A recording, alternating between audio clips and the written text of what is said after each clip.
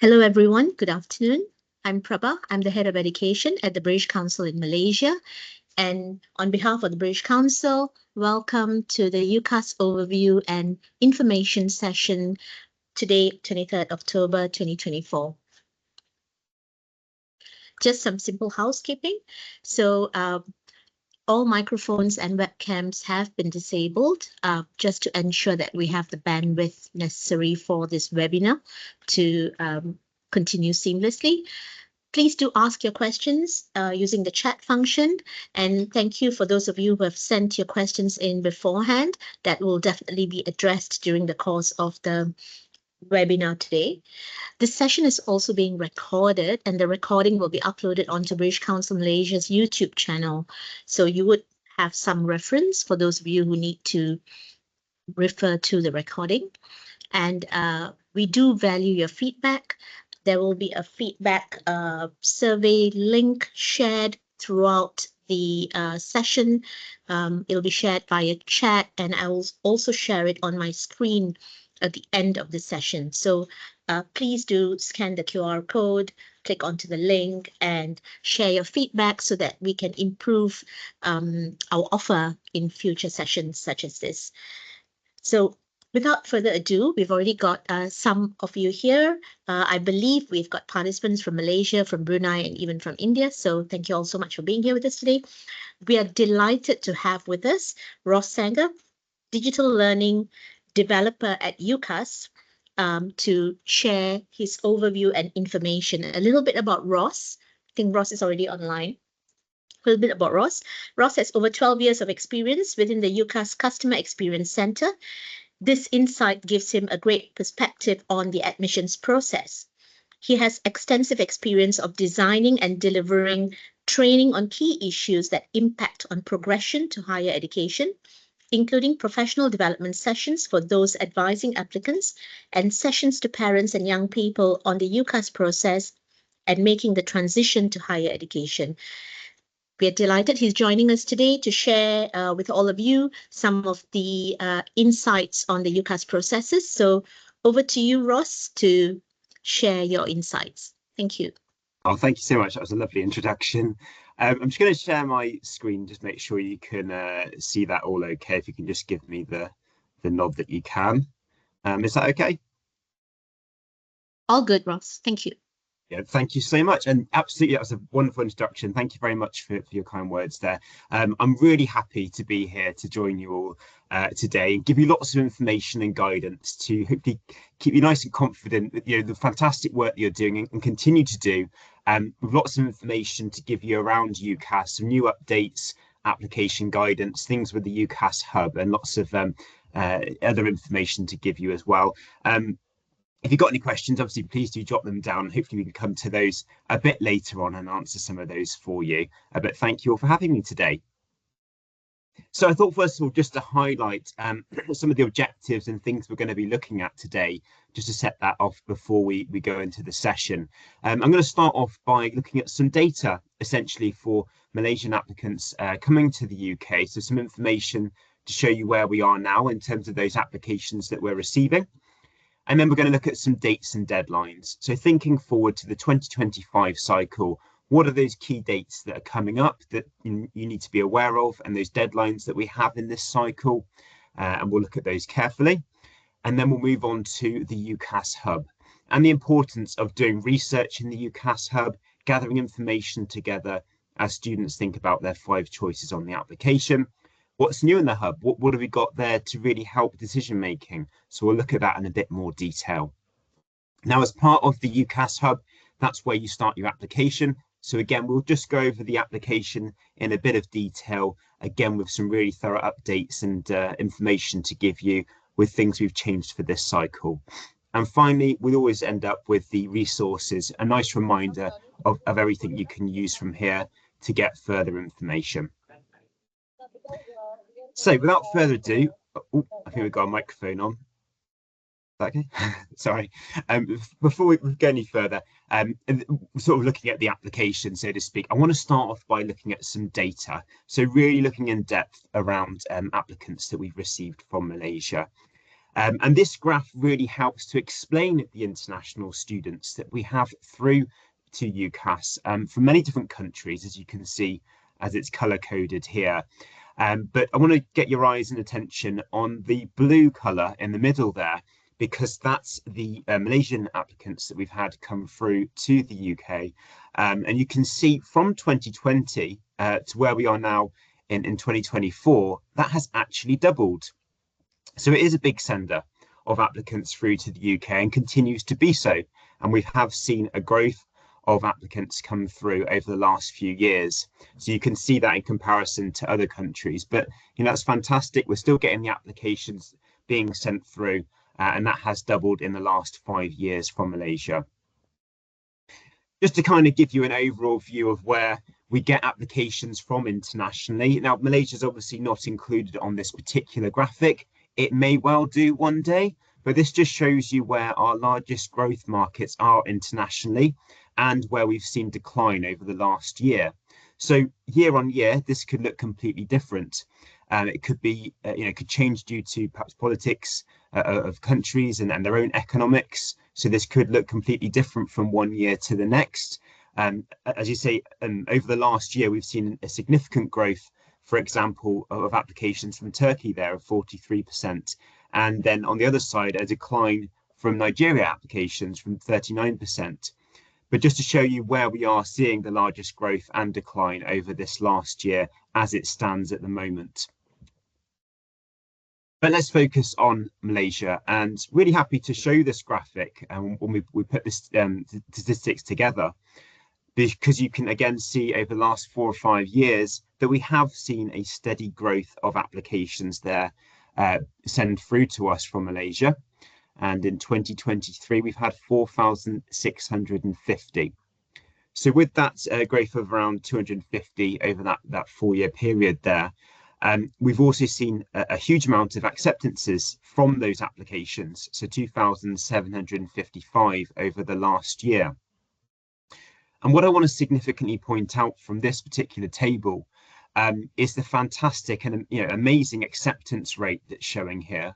So 59.3% over the last year, or really just kind of fluctuating between 60 to 65% over the last 4 or 5 years. Now that's amazing, because typically we see around 45 to 55% as an acceptance rate internationally. We have seen it as low as 30%. So to say it is around 60% there over the last year, so that's acceptance from an applicant's choices on their application. That is a really testament to your fantastic work that you're doing. So really fantastic. Well done there for your work with students to get that acceptance rate to 59.3% over the last cycle. And when we receive those applications, where are they going to apply within the UK? Significantly looking at the UK on this graphic here, what we have seen that's interesting is that there's been quite a unusual high proportion of applications going to Northern Ireland and Wales alongside England and Scotland here. So Wales at 6% and Northern Ireland at 4.5%. So it isn't just a focus on England and the universities and colleges within England, but also looking at Scotland, Northern Ireland and Wales, which are also a high amount than usual. So there is lots of different universities and colleges to be thinking about all over the UK, which are interesting Malaysian applicants coming to the UK. And as you can see on the graphic on the right hand side, what subject choices are in the top 5 there, from law, engineering and technology, business and management, social sciences and computing are showing up as those top choices on applications. Just to let you know at this point, I will send these slides out, so you will have access to them so you can refer back, but obviously just showing you this now as we go through. So that takes us up nicely to 2025 and where we are right now in the particular cycle. We've obviously in the last month or so allowed applications to be sent through to us on the 3rd of September. I think the thing to really highlight here, as we do in each cycle, is around May every year is when we actually make the application live for students to start filling in, and essentially say, start to look at some of the tools on the UCAS hub and start thinking about your application. But we've always also got that overlap with applications from the year we're in now, so 2024. So we're dealing with those over the summer, and that's why we won't allow new applications to be sent through until September. That period of time, say from May to September, is really where we want to focus on the discovery and research stage of applications. And we'll look at some tools in a minute to help with that. We've significantly just passed our early deadline, the 15th of October. That was for medicine, veterinary, dentistry, and courses at Oxford or Cambridge. So if you're applying on time for that deadline, then obviously you would be on time. You'd get a decision for those choices if applying by the 15th of October. For everything else, for not applying for the early deadline, it's the 29th of January for this cycle. That's the equal consideration date. So if you're applying for a choice for that deadline and you apply on time, you will 100% get a decision from your choice.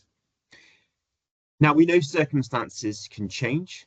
Some applicants may decide to apply later in the cycle, say February, March time, for example. If they send an application later on, it will be classed as a late application. So the work obviously we do at UCAS supporting applicants as yourselves is to make sure they're applying by those on-time deadlines for their choices. However, where they may want to apply late, as I said, due to circumstance change, for example, the best thing for them to do is to speak to a university or college choice before applying late, because technically they can do it until the 30th of June. So do be aware there is that late deadline. But it's always good to check with the university before actually submitting it to make sure they know that they're going to be able to get a decision. But those are the deadlines. So from now onwards, the 29th of January is the equal consideration deadline. So that takes us nicely to the UCAS hub. And for many students at the moment, looking back over the summer who have come to UCAS, they'll be doing their research and thinking about their choices on the application, but also going forward until the 29th of January, there's plenty of time for them to still use the UCAS hub to help them make those key decisions. And there's lots of ways to do that when you come to the UCAS hub. You may come to it knowing what subject really interests you as an applicant, you know what you want to go and study. So you might dive in and start looking through 35,000 different courses. And when you're finding those fantastic courses, actually click the heart at the top of each page and save them to your favorites box on the UCAS hub. So every piece of information in UCAS, if you see the course that suits you, if you see a page of information that really helps, you just click the heart tool at the top of the page and it stores into their own favorites box on the UCAS hub. That means they can always continue from where they last were when they were logged in to UCAS. And that really relates to our guides as well. So if I'm really interested in maths, for example, and I want to take maths to a higher level, what would it be like to study a maths degree? What sort of jobs and roles could I get from taking a maths degree?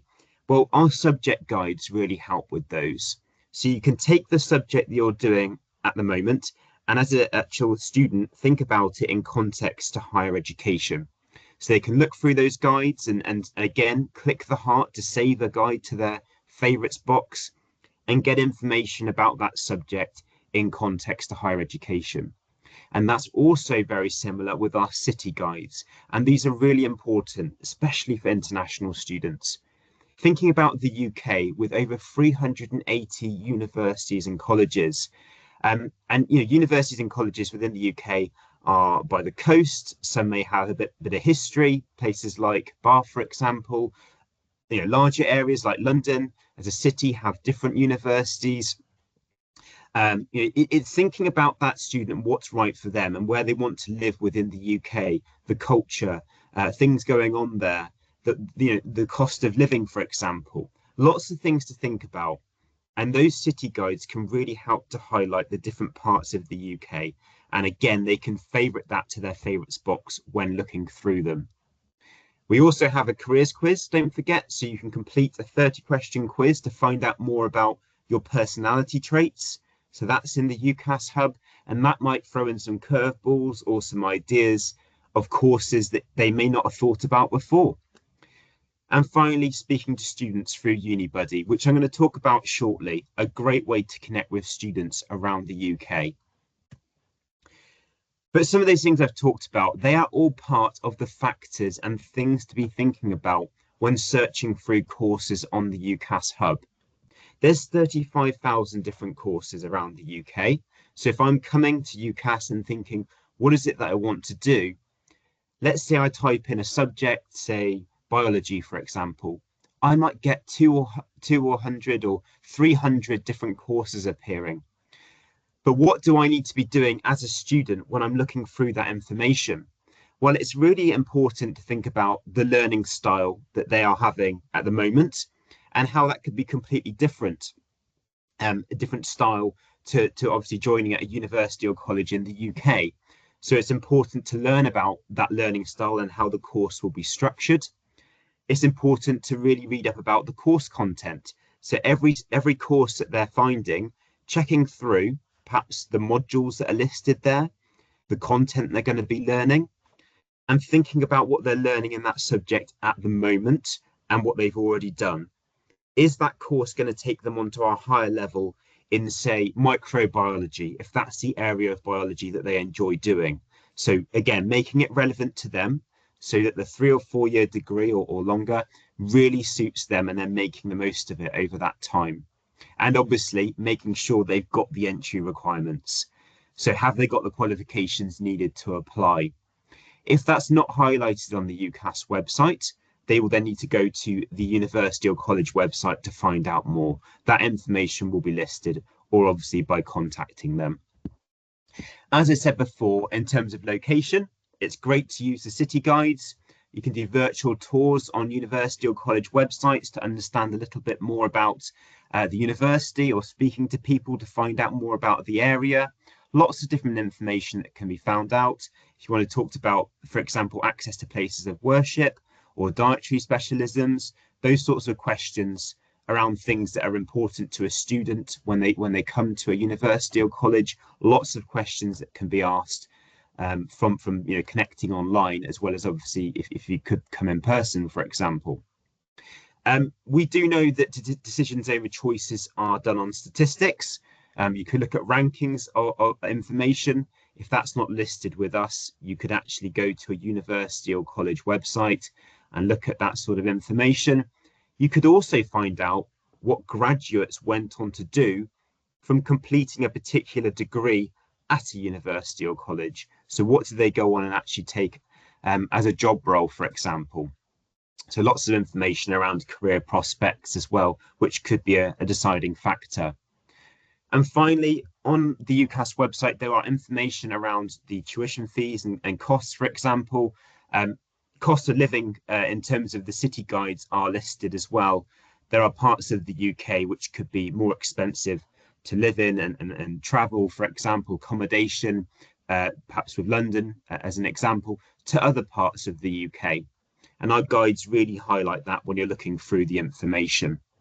So as you can see, lots of different factors to be thinking about when you're supporting students looking through the relevant course information on UCAS, but really important things to be thinking about. And none more so than UniBuddy that I wanted to bring up, just following on from what we've looked at, because you can have formal interviews, even online or going to virtual tours, getting those really important questions answered from lecturers and admissions staff. But thinking about the more informal, conversational answers by connecting with students is something that we know is really important.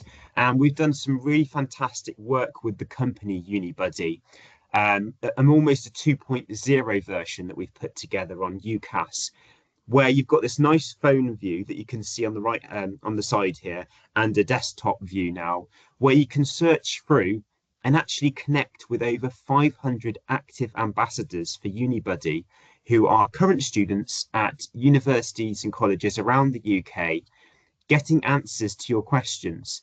So finding out if a certain part of the UK is right for that person to live in is, there could be questions around things that you could do there, anything really, nightlife, and just sort of an inspiration to want to be there.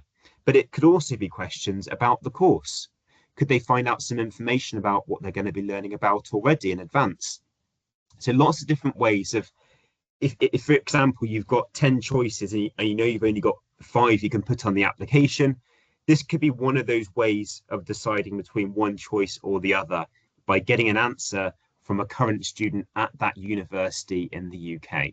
So that's a great tool that can be accessed through the UCAS Hub to get those answers to questions, and a really deciding factor between one choice and another. So that takes us nicely on to the application with some it's just sort of some information of where we are now, but also some updates of how we've looked at some changes for this next cycle. But just to highlight again, the steps that are taken when you are applying for UCAS. If you're coming to ucas.com and you've completed your registration to make your own Hub account, that's where you start to tell us a bit about the subjects that you want to do. And that initial registration where you've got details about that person, their address, their contact information, that starts to build the initial profile of the application that's filled in. On top of that, you're then filling in the sections that take a bit more time, such as the education, the personal statement, and some other details. And then once all of the application's completed, if they're linked to a school, college, or centre that's set up through UCAS, they are able to review it because they would have entered a buzzword to link up to them.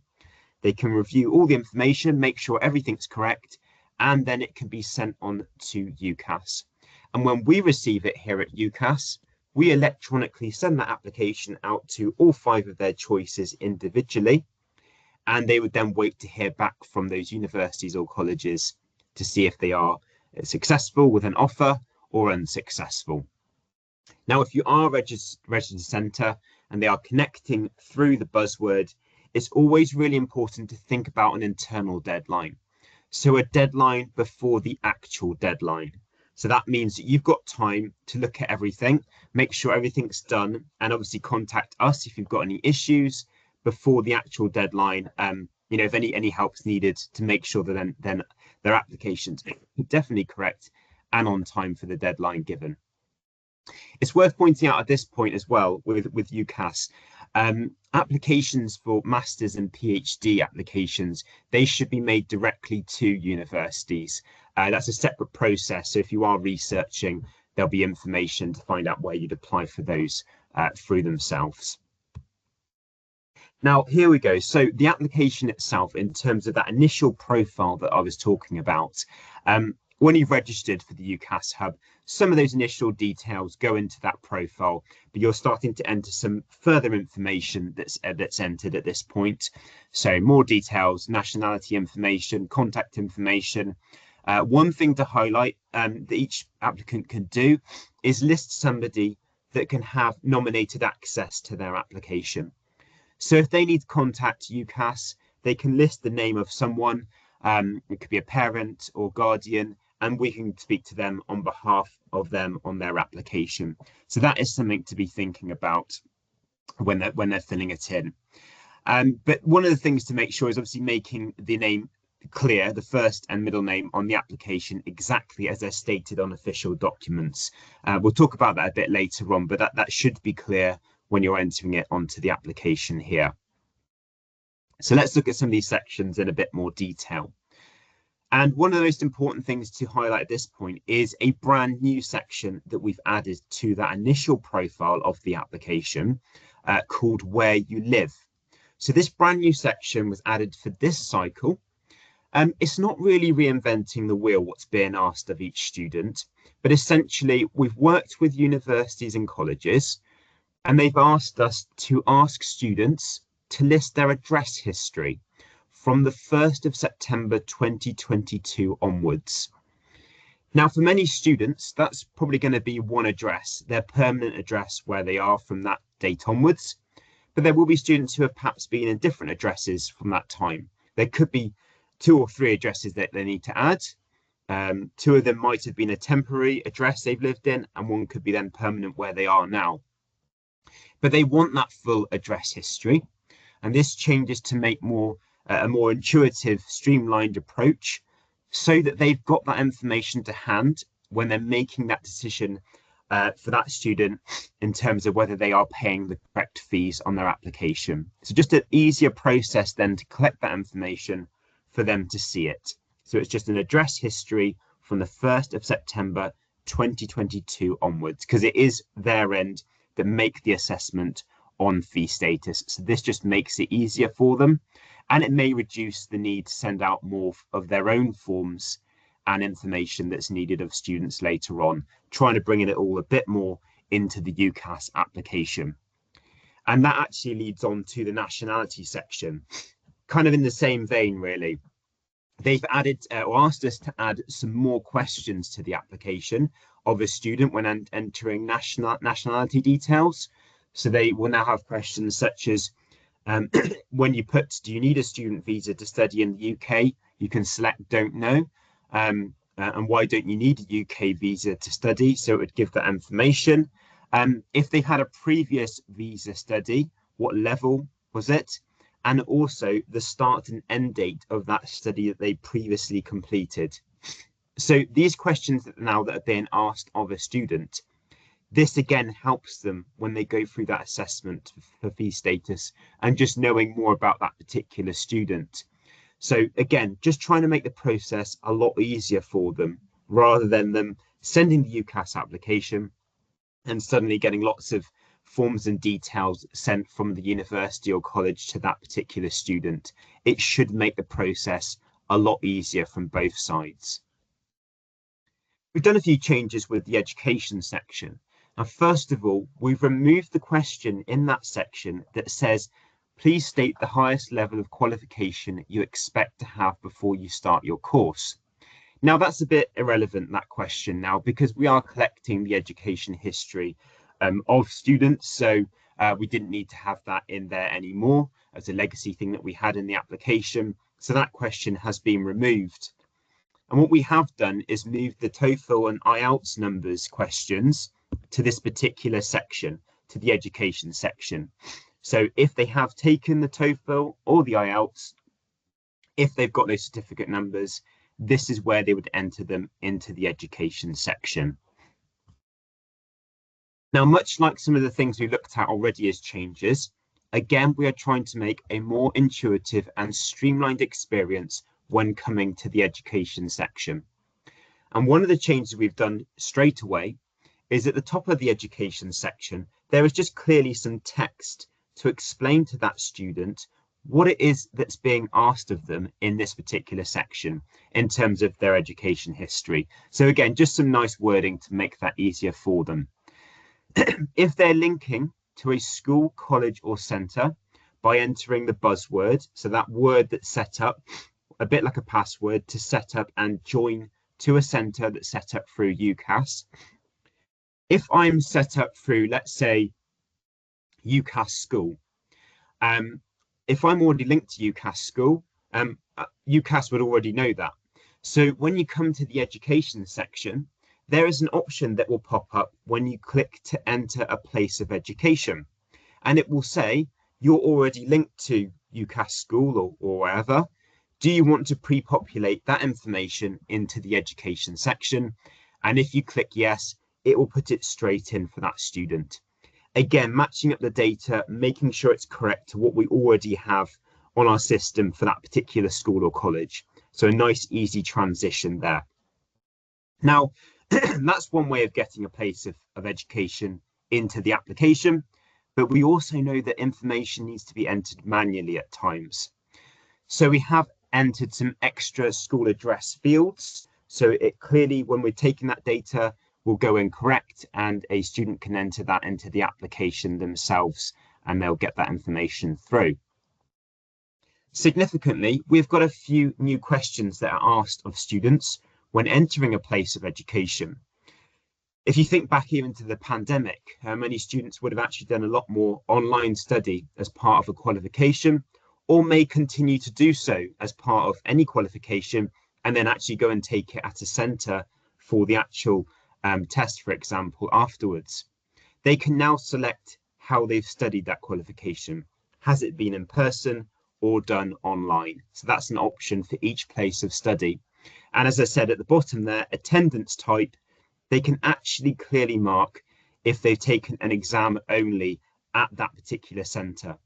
And we've seen this in the past where somebody might put, they started in June and they ended in June. So the same month, for example, but they're now saying that they just took an exam within that time at this particular centre. And that could be a resit, for example, or just taking an exam based on online study taken before that, their own online study. And we've also removed the sandwich option that was there before, just in terms of changes in terms of how courses are added. And just a few examples of inputting qualifications here. So just reminders of how this goes into the application. When you've entered a place of education and you click to add a qualification underneath, they can search through for those. They can search manually for qualifications. They can search from a common list. But don't forget, most importantly, is to put that qualification date in for when they are actually completing it. That can be put into the application.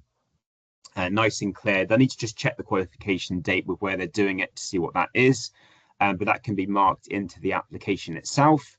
And a few more examples of the IB diploma, for example, and A levels here, making sure that the subject selected, the grade, if they've got the grade of the qualification, and that awarding organisation that's awarded that particular qualification alongside the qualification date.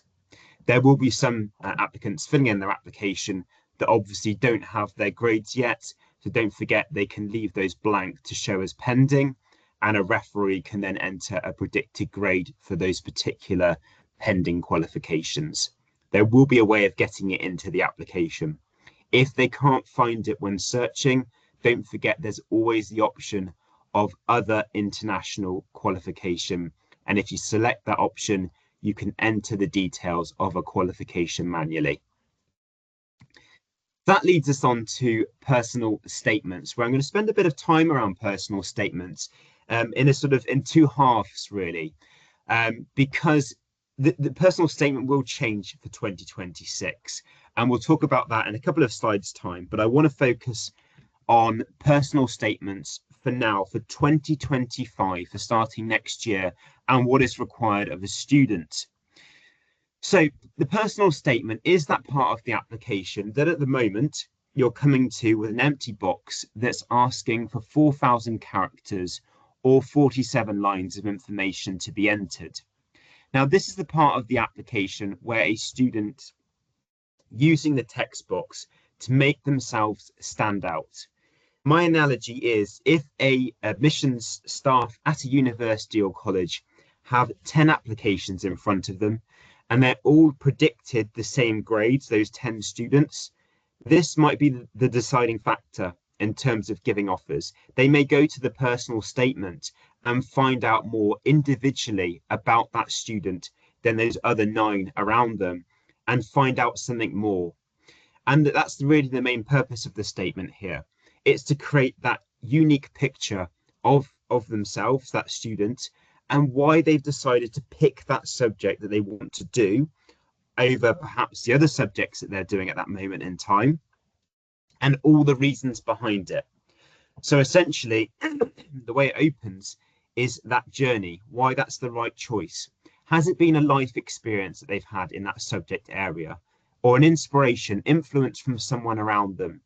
Have they seen something that's happening in current affairs that really inspires them? Have they read something online? Have they looked at a higher level textbook and read something in that particular subject area? So they really need to get that understanding across to whoever's reading their statement, why it is they've chosen that particular course. And it's showing that enthusiasm for the studying that they're doing at that moment in time, and really providing their skills and knowledge in that statement. So have they excelled in a particular qualification? You know, they've done some fantastic work. Has there been a particular module as part of a course they're doing that they've really done some fantastic work on, and they know they want to take that in-depth learning to a higher level. It's demonstrating that information and also thinking extracurricularly. Are they part of a club or a team? Do they use leadership skills in that club? Do they are they like a club captain, for example? Those sorts of skills and information is what they want to get across.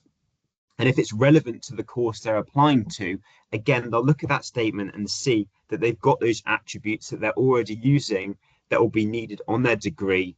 And most importantly, that that particular person is putting their time into that subject away from, say, their weekly study of that qualification, that they're using their own time to be invested in it.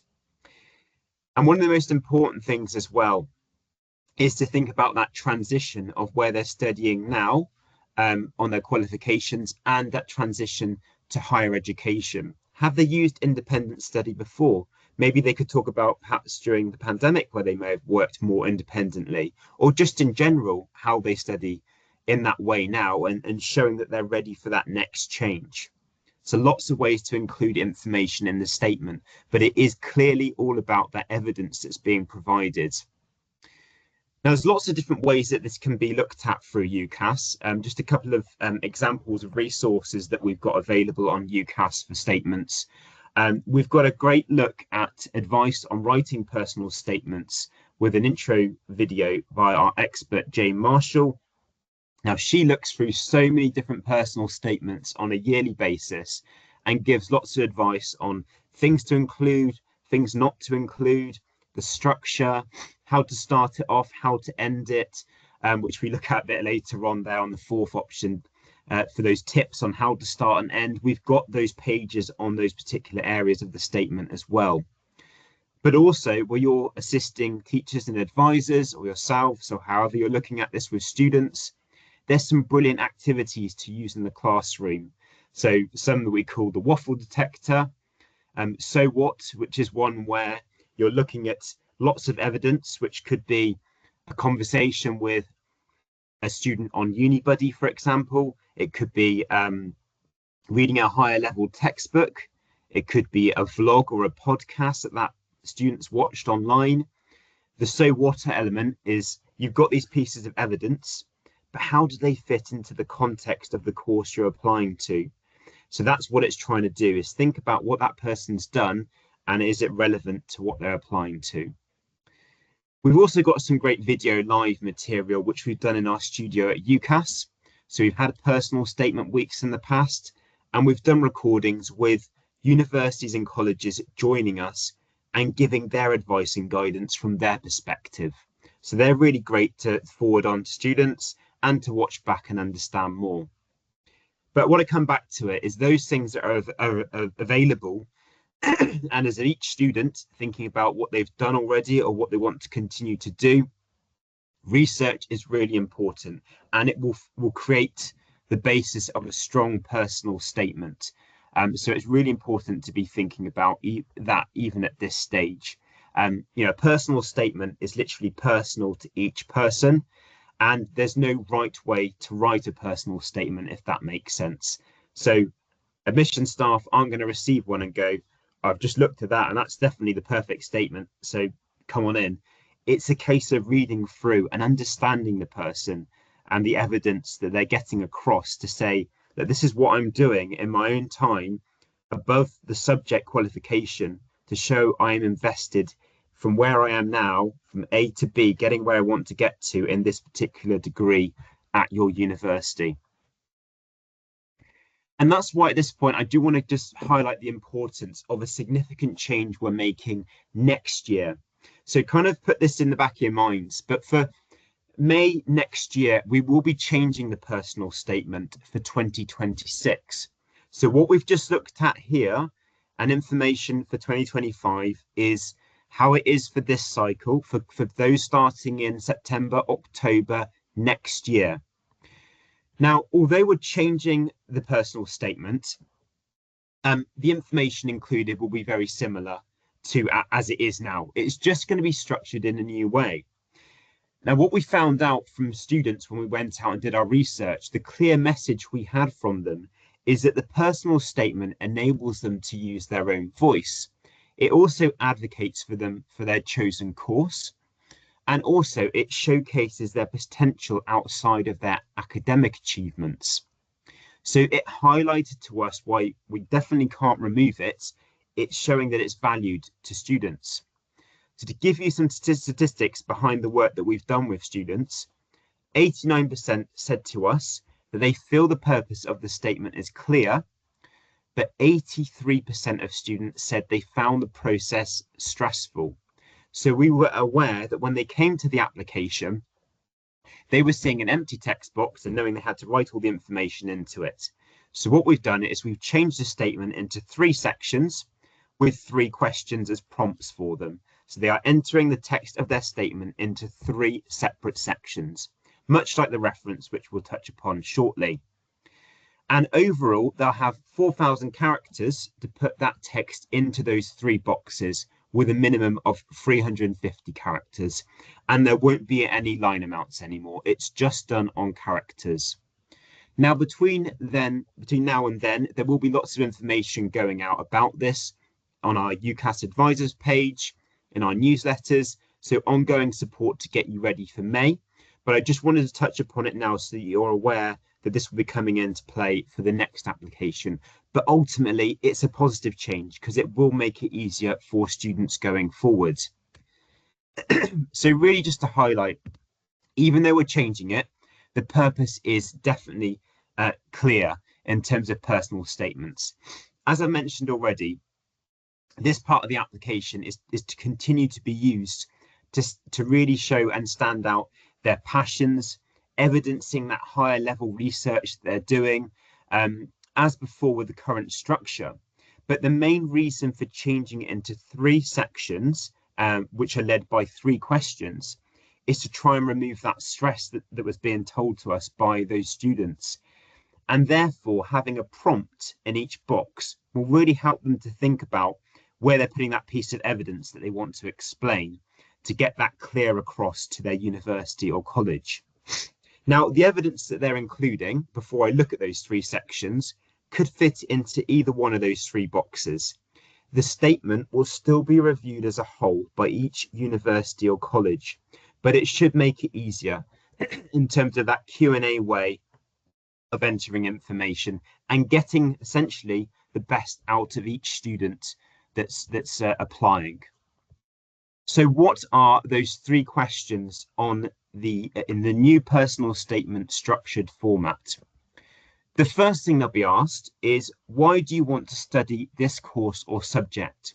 So that first box is the applicant's opportunity to showcase their passion, their knowledge of that chosen subject that they want to do. They can demonstrate to universities and colleges essentially why they are a good fit for it, outlining their future ambitions in that particular area. It could be life experiences that they've had in that particular subject. It could be inspiration from friends or family. It could be a book read, something that they watched on a vlog or a podcast. So lots of ways to really get that across. And that's that opening first section to get that clear. Then they'll be asked, how have your qualifications and studies helped you to prepare for this course or subject? So in that subsection, applicants can describe their relevant or transferable skills that they've gained in education. They can demonstrate their understanding of how those that they've got will help them succeed in their chosen course or subject area. For example, there could be certain modules or key areas of the studying that they've done already that they've really succeeded on and done fantastic in, and they want to talk about those achievements. That's the place to do that, knowing that they will take that bit of learning onto a higher level in that degree. And finally, what else have you done to prepare outside of education, and why are these experiences helpful?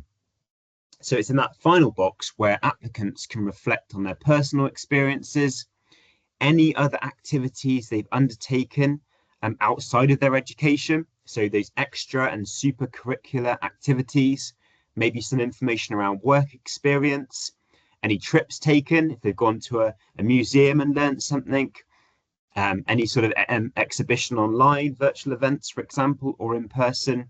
Lots of that separate evidence in one particular area. And as I said, thinking about the list of evidence that they may have done already or what they're going to do, that further research is the foundation of a strong personal statement. So the sooner they sort of think about that and what they want to include, the better that will help that personal statement. But this is what will come into play for next cycle for 2026. So that's the personal statement. Finally, just a couple of top tips in terms of the application, just to make you aware. First of all, it's really important to make sure that the name on the application is presented as it will be on academic certificates and the passport. It can cause delays in processing if they're different in terms of matching later on. So do make sure the name is the same as those on certificates and passports on the application. Now, there will be different deadlines to be met depending on which course or institution a student is applying for. So it's really important to make sure that when a student is filling in their form, they're not obviously applying 1 hour before the deadline. We have gone over those deadlines already, but making sure to pay attention to those that are aware, and obviously any communication you're having with them to be on time for those deadlines. I mean, I just talked about it a minute ago, but doing that proper research is really important in those early stages. It will really help the personal statement.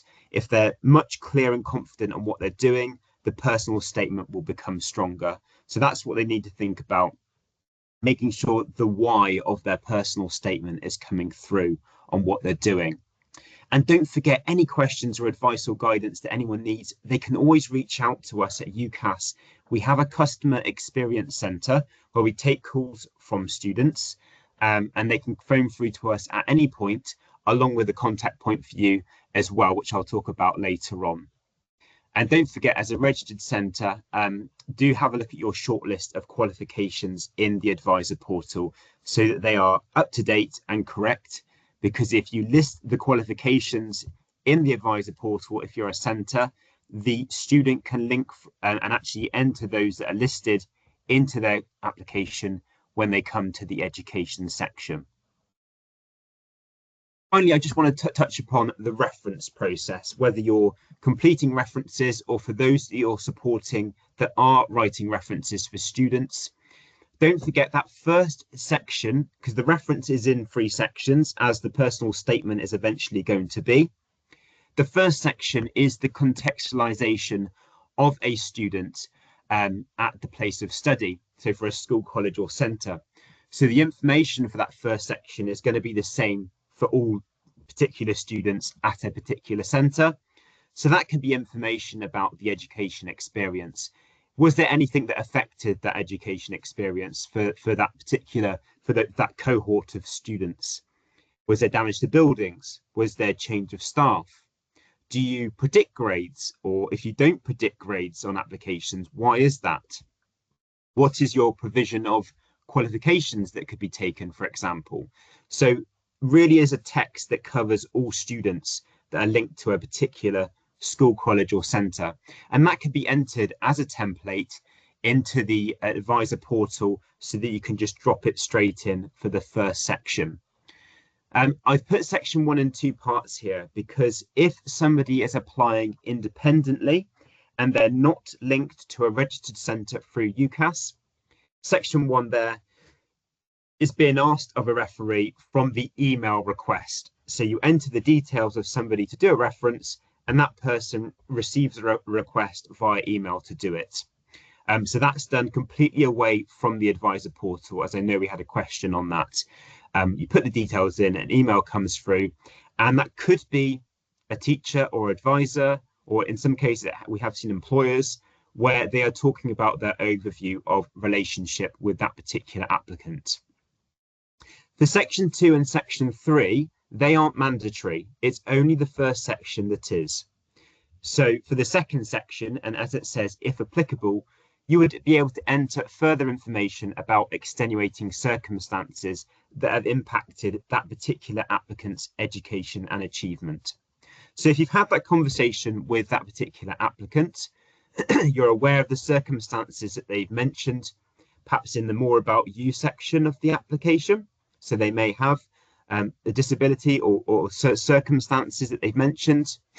This is the perspective that you can give here, talking about the support that is put in place to help that student now, if you've had that conversation with them and they're happy for you to do so. Essentially, if the university or college view that information around the support in place for that student, they may perhaps be able to put in the same support if that student joined the university or college, or if they came over for an interview or an open day in person, for example. It's just knowing more about that particular student from that other perspective. And finally, the third section, where you can outline other supportive information that's specific just to that particular applicant. It could be some fantastic work they've done in a particular subject area. One particular tutor or teacher has passed that 1 or 2 lines that you want to list into that third section. It shouldn't become a long bit of text, the third section. It should be 1 or 2 short lines or a paragraph of concise text to get something across, some information. And whoever's writing the reference, you'll know your students best. So it's thinking about something relevant that could be really helpful to get that across to their choices there. And it could be something around a work experience that they've done that's fantastic, or again, that they are perhaps doing some of the fantastic work in their cohort in a particular subject that you want to get nice and clear to their university and college choices. So just a separate area to do so. And that's the reference. And obviously this change, like the statement, is a really positive one, because it just means when they come to this section, the universities and colleges, they can find this information a lot easier and a lot clearer than ever before. And just in terms of some resources before we wrap up, don't forget, if you want to become a UCAS registered centre, if you're not already, it's a really fantastic thing to be, to really help you manage your applications. So if you're sending at least more than 3 applications in an academic year, and you want to become a UCAS centre, I would recommend it. It means that you can get that eyesight of those students that you're supporting as they're filling it in.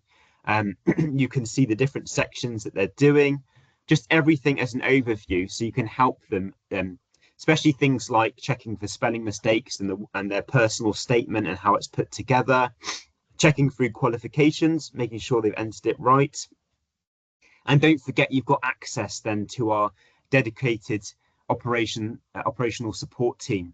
So we have our own teachers and advisors line that you can phone us or email, and we can help with your questions on a weekly basis in terms of applications and anything that you have on your mind. And don't forget that it's completely free to sign up and become a UCAS registered centre through us. So definitely something to think about if you're not already. And leading on from that as well, we've got some brilliant guides that are available.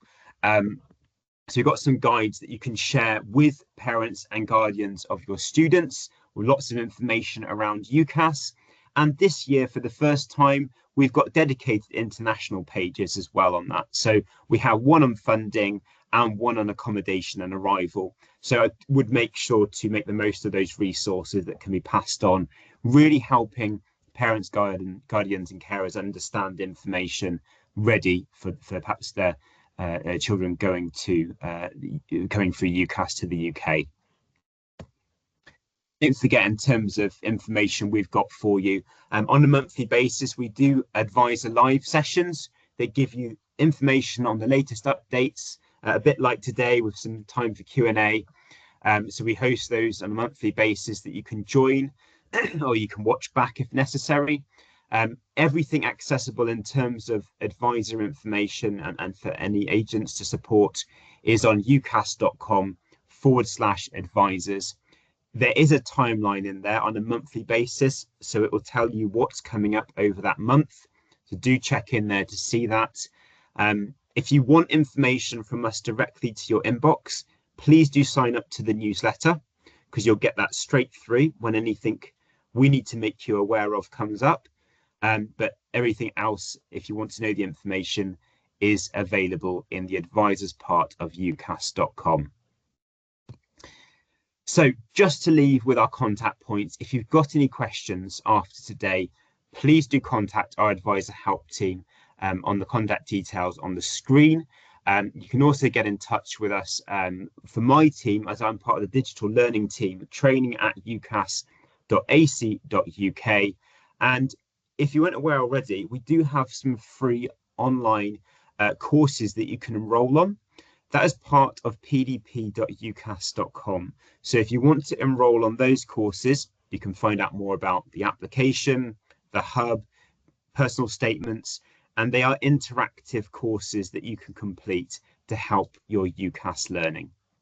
So thanks everyone for listening this morning. If you've got any questions, I can certainly have a look at those, but hopefully that's been really helpful for you.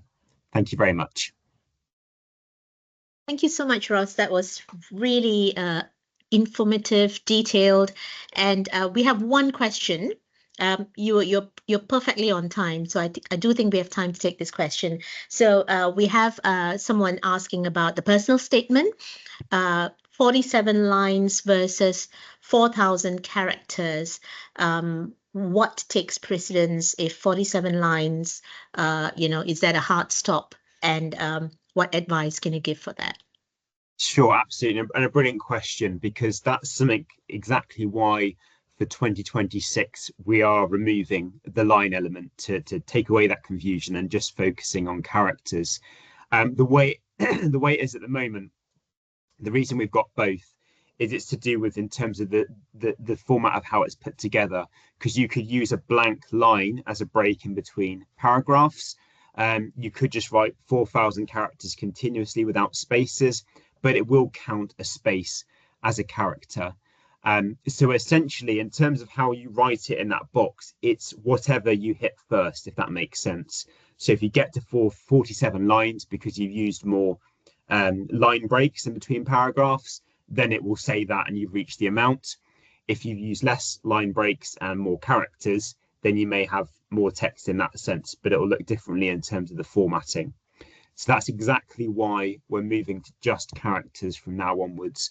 But for those for this cycle, as always, it's worth writing the personal statement in a Word document and then copy and pasting it over. So they've got it somewhere saved and just putting it into the application to make sure it's formatted right and fits, if you see what I mean.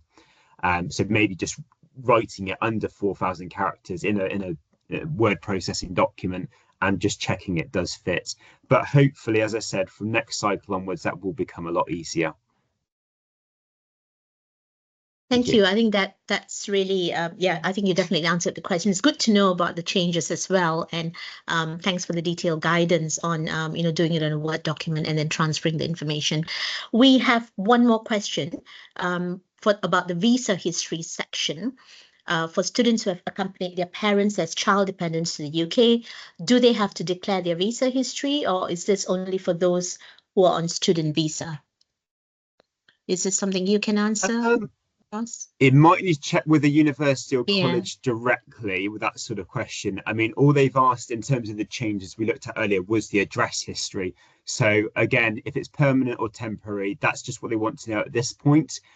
There might be some circumstances where they do ask further information.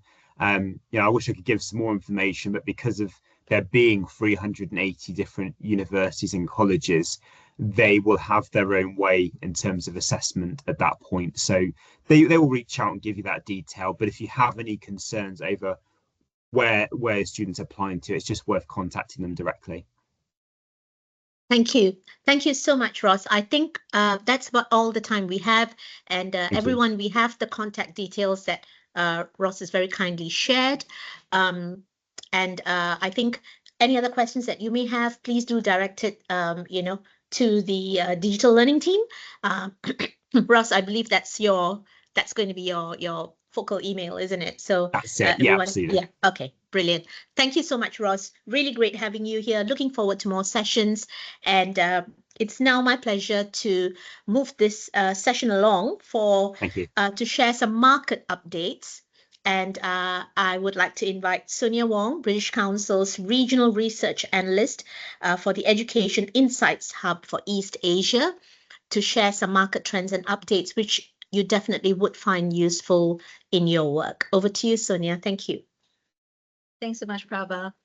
And thank you, Ross, for a very informative session. It was very helpful. And we had some data there that was quite encouraging for Malaysia. So thank you for that update. I'm going to share my screen now. I have a short presentation. It's only about, I think, about 10 slides. I'll try to make it brief. And let me just see. It shares.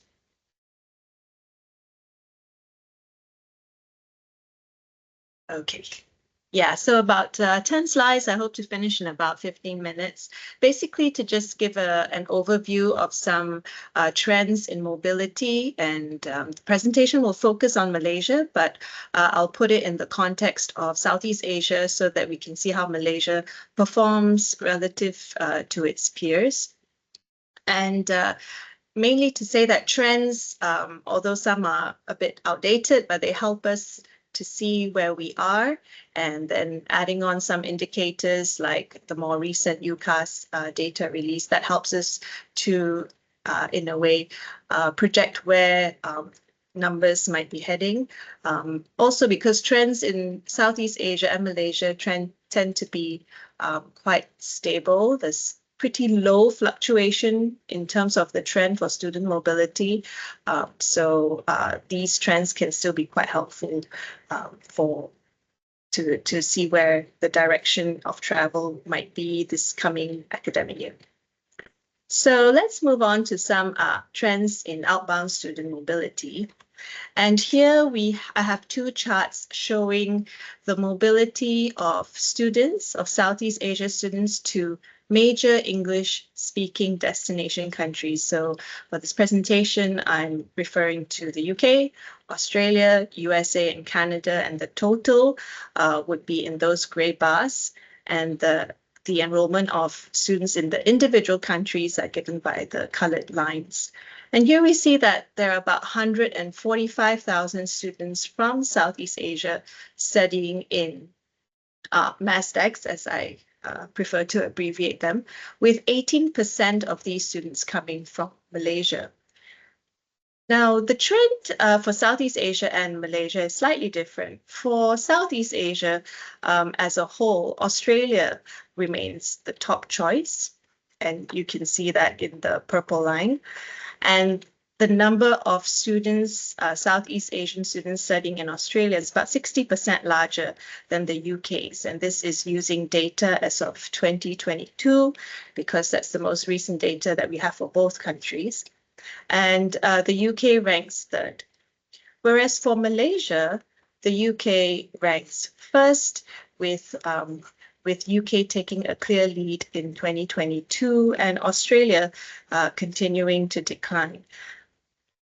So there is a clear preference for studying in the UK amongst all MASDEX for Malaysian students. And then there is also the trend of mobility within East Asia. And here we are seeing, and actually the Insights Hub at the British Council has just recently written a report on this, showing that mobility from Southeast Asia to other countries in East Asia has been increasing since 2015. And Malaysia is also showing this trend. So if we compare these charts, which show for each country the number of students heading to East Asia in purple and the number of students heading to MASDEX, for Southeast Asia, the number of students heading to East Asia was 28% higher in 2022 compared to 2016. And here I have to say that East Asia as a host destination does not include China, Taiwan, and Singapore, which are major education destinations. So if we were to include these three countries, the number of students studying in East Asia is actually higher than what you see here. For Malaysia, the number of students from Malaysia studying within East Asia has also increased and is 21% was 22% higher in 2022 than in 2016.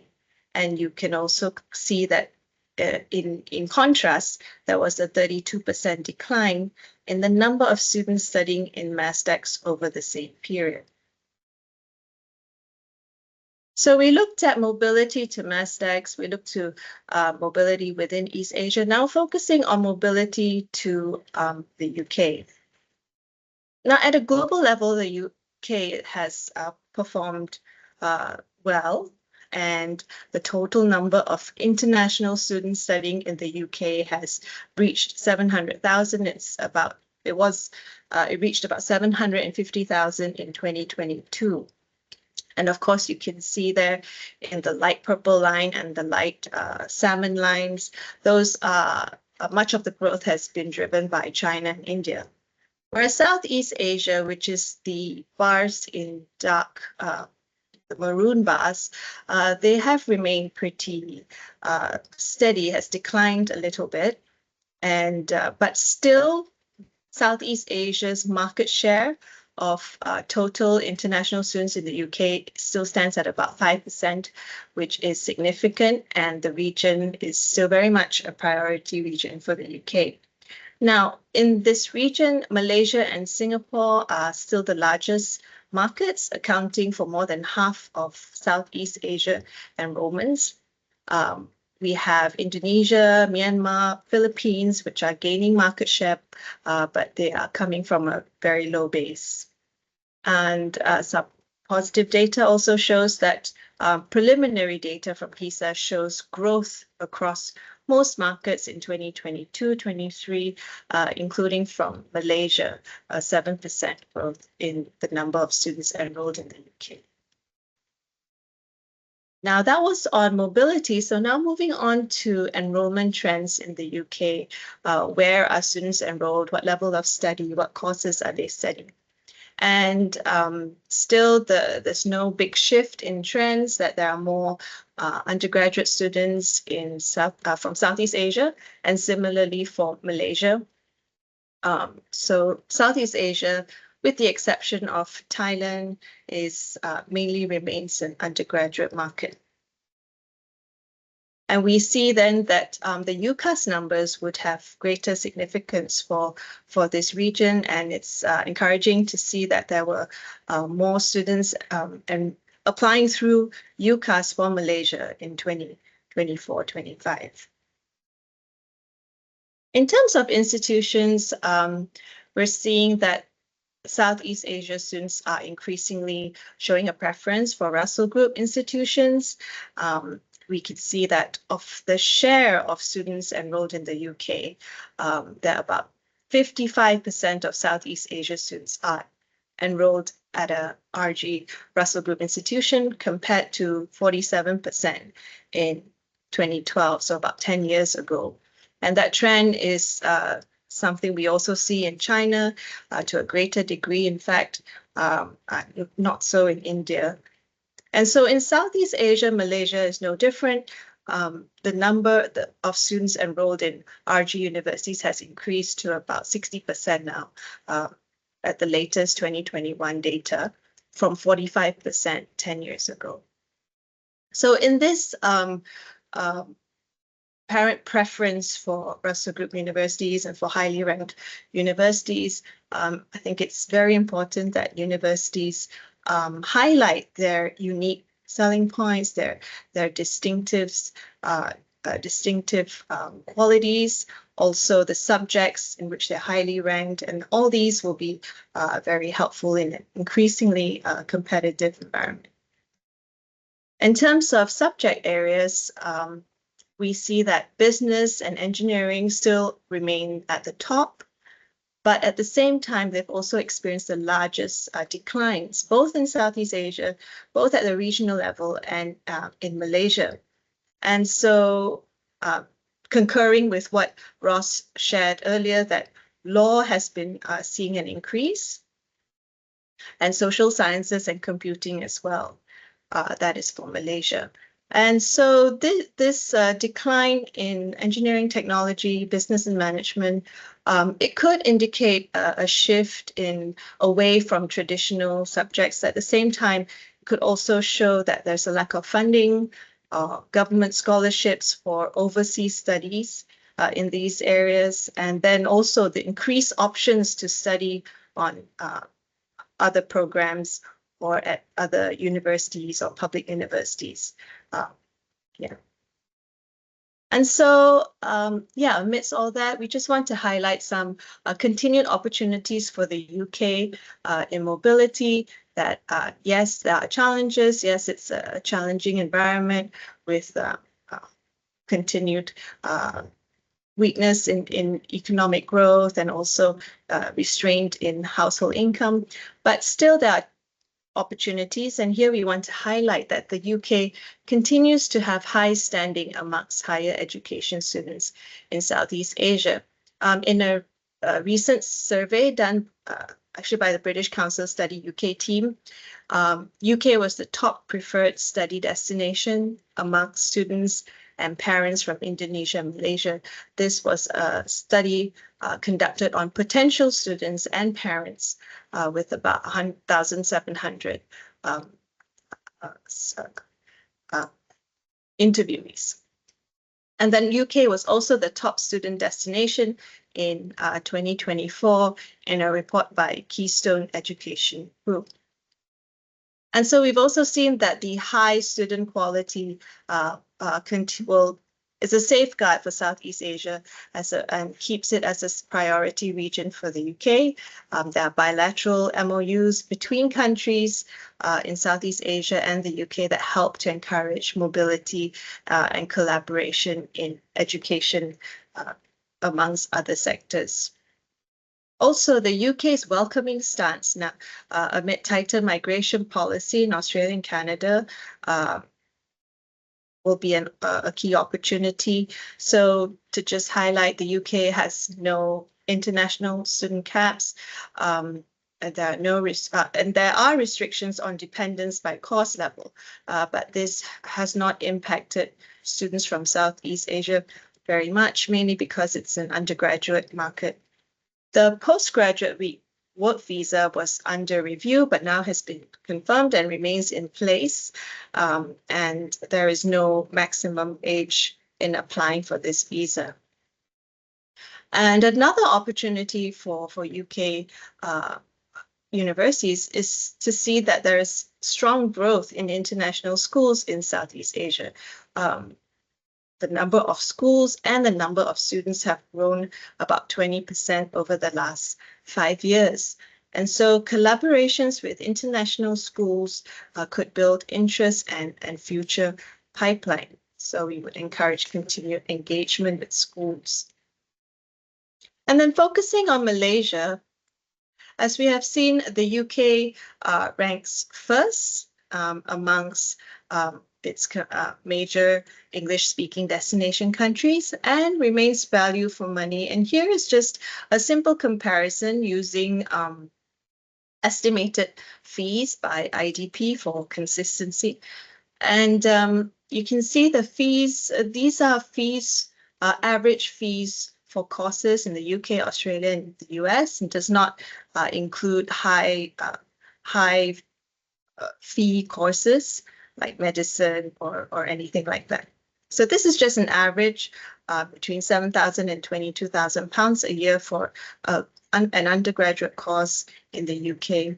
And if comparing like and like, we really see that the UK remains value for money in the sense that at the end of 3 years, a student gains a degree with honours from the UK. Now, in Australia, a 3-year degree would yield is an ordinary degree.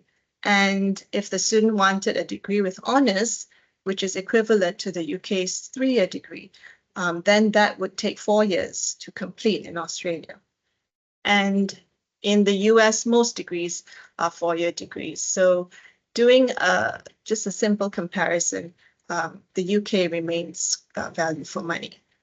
Here I've also mentioned that the 4-year degree in the UK actually yields a master's at the end in that subject.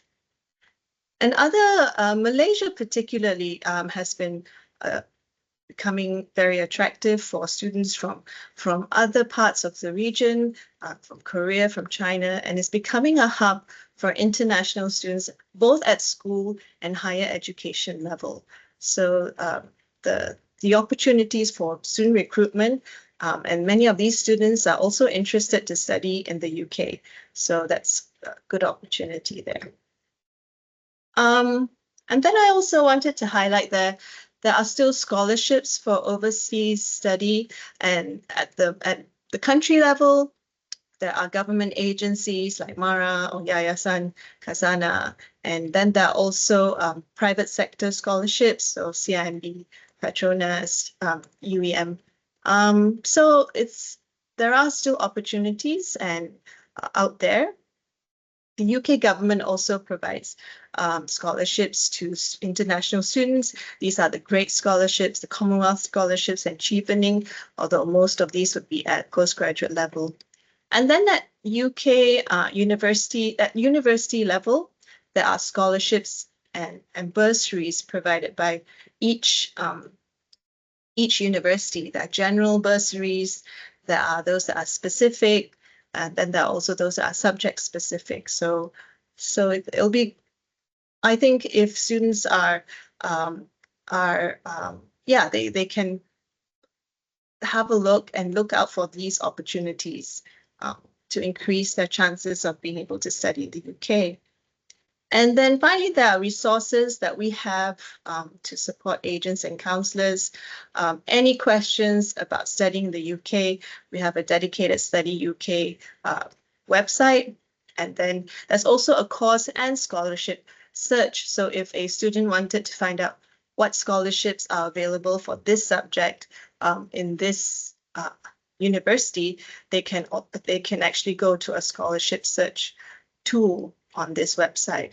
Then there are pre-departure briefings organized by British Council Malaysia every summer with important information there, and also the UK Agent Quality Framework, which provides information on all to support agents. So quite a few resources that we have. So I guess, that's it for my presentation. Yeah. Hope you have a good evening. Thanks. Thank you so much, Sonia. I hope that all of you benefited from that presentation on the market updates and trends, as well as, of course, UCAS presentation. I think Sonia had shared some links just now on where you can get some resources. And just a quick reminder that we'd also put it in the chat. My colleague Chen Yong had put it in the chat. Please do sign up on our Agents and Counsellors Hub. That's where we have a lot of information, a lot of invitations to future events, and there are some events coming up, whether it's a Malaysia focus or regional focus. I'm sure it'll be very useful to all of you. It's also for your training, which is something that's really important, and I would encourage all of you to take on. So do also give us the feedback. The feedback links to the feedback survey is in the chat function. And if you do have questions, feel free to reach out to us via the email provided, and we would definitely be able to get back to you. Having said that, thank you all very much. Do stay in touch, and we will be sharing an email with everyone who registered for this session with some details on the recording and also another link to the feedback form. Thank you, everyone. Good evening.